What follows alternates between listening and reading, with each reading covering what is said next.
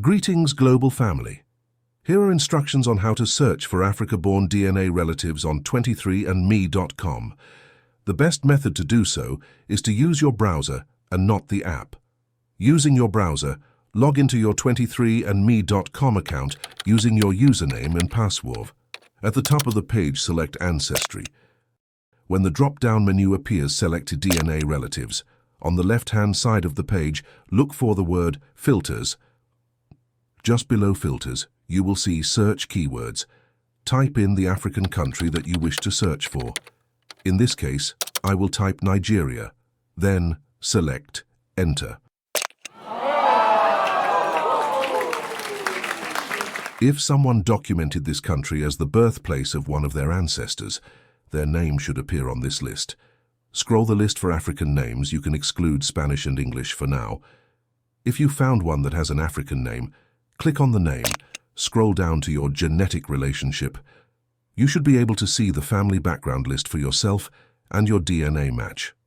If they completed the information, it will have the location of where their maternal grandparents and paternal grandparents were born, along with some surnames.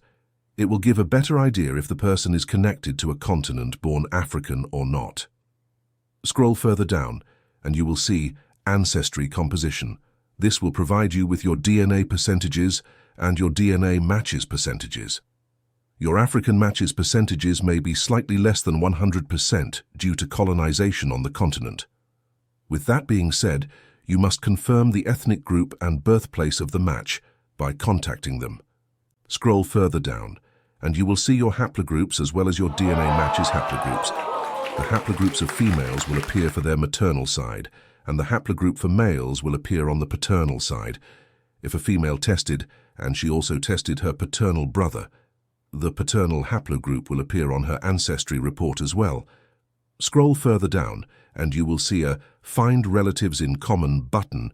You will also see an area to type notes that are only seen by you. Tap or click on the Find Relatives in Common button.